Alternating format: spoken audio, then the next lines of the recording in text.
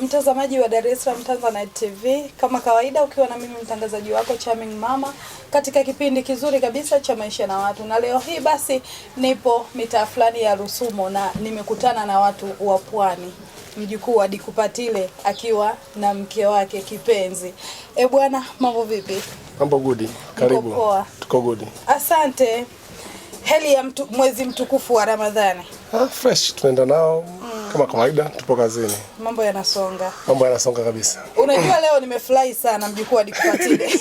Nilipokukuta mahali hapa unaandaa unachambua mambo ya mboga fulani. Kipi kimekufurahisha zaidi? Mboga au kunikuta hapa?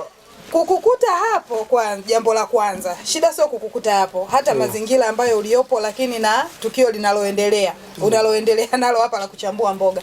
Kilichonishangaza zaidi ni kuona matembele. Unajua haya maeneo tuliopo bwana, vitu kama hivi ni adimu sana. Kukutana navyo. Aidha mtu amepanda nyumbani kwake, huwezi kwenda gengeni ukakuta eti kuna matembele au kuna hii wifi na mboga gani, majani ya kunde. Tunaita safi. Mchunga. Au mlenda. Au mlenda. Yaani huko mlenda utumie bamia. Wenzangu mmelipataje kwanza hili? Ili kuna bibi mmoja anauza, lakini pia hata kwetu pia sisi tumeyapanda, tunayo. Mmepanda nyumbani. Nyumbani hapo. Kusukuma mkama kupanda matembele nyumbani. Na mbegu mliitoa wapi? Mboga tulitoka nayo Pwani, mboga yapanda basi hadi huku. Kwa tumeipanda kwa sababu tunaipenda sana. Unajua ugali ukikadagaa na tembele lako, utasahau. Mwenye maini yake utamcheka. Mbele yake utamuona tu. Huyu naye vipi? Utamcheka. Lakini sasa pamoja na yote, Hamza, hivi wewe una muda gani ikiwa hujaenda nyumbani kule kabla hujaleta mbegu ya hii mboga? Maisha yalikuwaje? Kwa sababu uona mazingira tulionayo haya na mboga za majani sio mahala pake. Kwanza mimi nadhani kwa mkoa wa Kagera ambao nimetembea maeneo mengi wao mboga za majani sio vitu vyao au sio asili yao. Wajua sio kitu wanachodili nacho sana. Ila kwa kwetu sisi kule Pwani mboga za majani ndio kama utamaduni. Yaani huwezi kumwandalia mtu chakula usani kama ugali bila mboga ya majani. Lazima atoke kwa mantilie. Lazima utane mboga za majani za kutosha. Kama sio tembele utakutana nayo, sio mboga ngoko. Huku wao wanaita msusa. Utakuta kisamvu, sawa. Kwa hiyo utakuta kila sehemu kuna asili yake, lakini mboga za majani huku sio sana. Ingawaje kuna baadhi zipo, lakini unakuta mapishi tofauti. Unakuta kisamvu vile kinadundwa kama vile mlenda. Unakuta kinachemshwa kama maharage, lakini unakuta sisi kule kisamvu kinakuwa kinatwangwa kwenye kinu na kinakuwa sio laini sana kama ambavyo kinakuwa huko. Lakini niseme huko mboga za majani sio dina. Mtu akienda hotelini kula akikosa mboga majani hawazi kabisa, ila ikosa nyama mchuzi ndio kidogo inaita doubt. Au unasemaje bibi? Uko sahihi. Kwa hiyo huku michuzi ndio sana. Supu. Mboga ya majani mjukuu wa Dikupatile. Mboga ya majani sio kivu sana. Kuna ile unakuta sana wenyewe wana cabbage. Cabbage ndio sana. Ndio sana. Lakini umeona mapishi yake. Utasikia mtu anakuambia tembele linateleza. Umeona mapishi ya kabeji sasa. Kabeji linapikwa kwenye maharage. Unaijua hiyo? Kabeji kwenye maharage? Hii ndio nimeisikia kwako. Kwenye maharage, kabeji yani inachanganywa na maharage. Yaani vile unavyoona huko wana kawaida hata mchicha. Ana mix na maharage. Ndio maana nimekwambia kwamba kila sehemu kuna asili yake. Huku asili yao ni kuchanganya mboga za majani nyingi na maharage. Yaani kwa mboga mama. Hata hiyo majani ya maboga. Kwa mboga mama huku wanazozipenda ukiachilia mbali mchuzi, nyama, maharage. Yaani mboga zenye jamii ya matunda, maharage. Na unakuta inaenda mbali zaidi. Unakuta kama baadhi ya maeneo kwenye mkoa wa Kagera chakula chao cha heshima ni njegere. Mboga kwa maana ya jamii ya mboga. Ukitoa upande wa nyama njegele ndo mpango mzima. Ndo hiyo so special. Yaani kama ukienda ukweni hapo ulipo au mimi nikienda ukweni hapa cha kwanza kabisa kinachoangaliwa, akiangalia mbuzi, aiangalia kuku.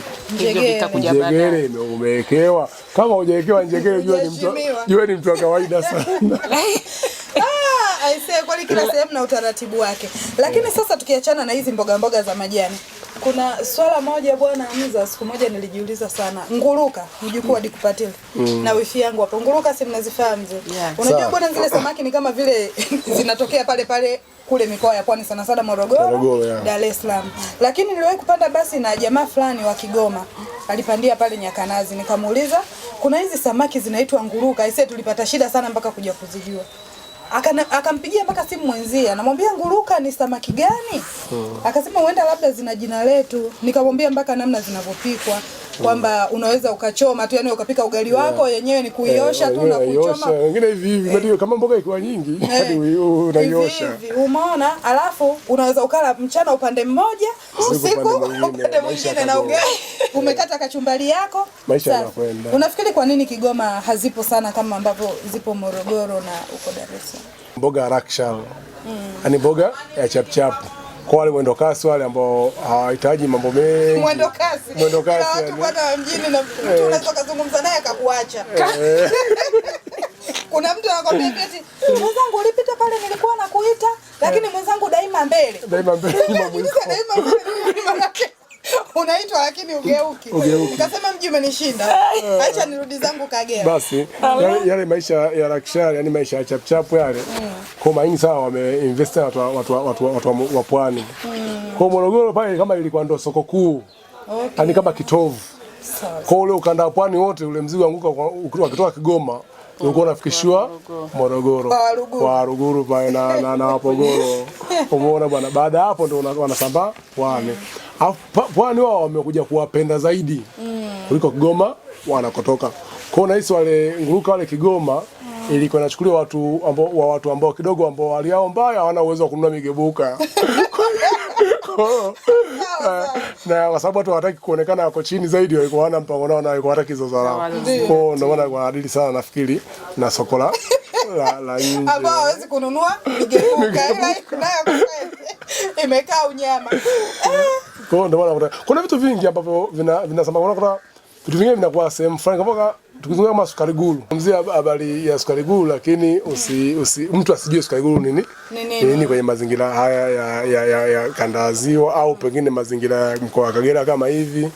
Lakini kitu ambacho sisi tukiwa wadogo ndio kwa bonge ya kilaji chetu, ukipua shilingi 10 yako, shilingi 20 yako, unajua sukari guru na karanga mbichi. Una mix. Bwana unapata kitu cha maana kabisa, lakini unajiramba kama mzungu kwa nyumba wake. Hivi lakini hata mimi sijawahi kujua sukari guru hivi zinatokea. Sio sana Morogoro ndo na Tanga nafikiri, lakini Morogoro ndio sana.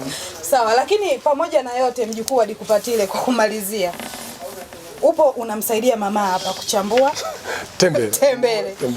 Hebu waambie kidogo wanaume ambao utasikia labda nyumbani, lakini hapa mazingira ya kazi barabarani kila mtu ananiona, mimi siwezi kuchambua matembele haya.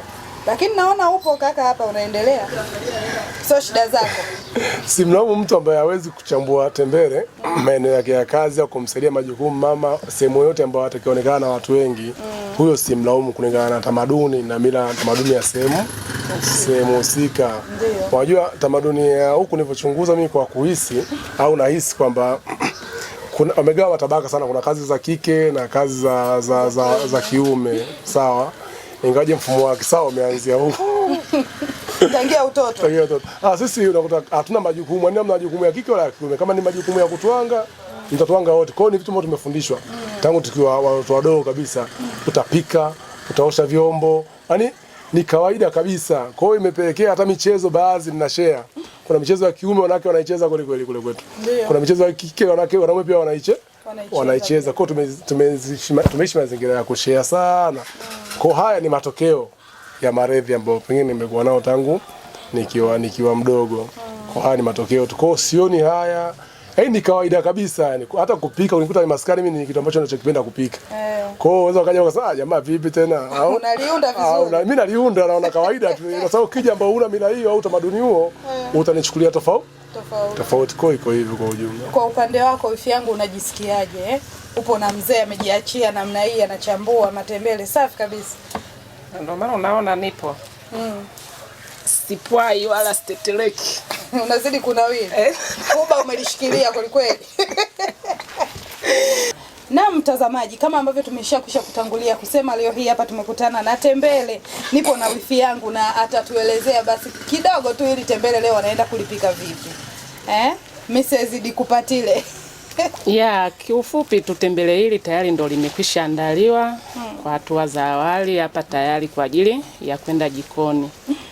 Kwa jikoni pale litapika tu katika hali ya kawaida tu sana. Litaandaliwa kitunguu maji, yatatangulia mafuta jikoni, tapata karoti kidogo, hoho, sitatengeneza mazingira ya rosti, ila ili litapitishwa tu kwenye mafuta na kitunguu na chumvi kwa mbali. Basi Kisha litafaa kwa matumizi yanayofuata. Basi sawa, asanteni sana kwa muda wenu na mtazamaji, na hivyo ndivyo tumemaliza. Na wewe utatuambia basi katika mkoa uliopo kuna chakula gani au aina gani ya mboga ambayo unakimisi sana na yakipatikani mazingira uliopo. Asante.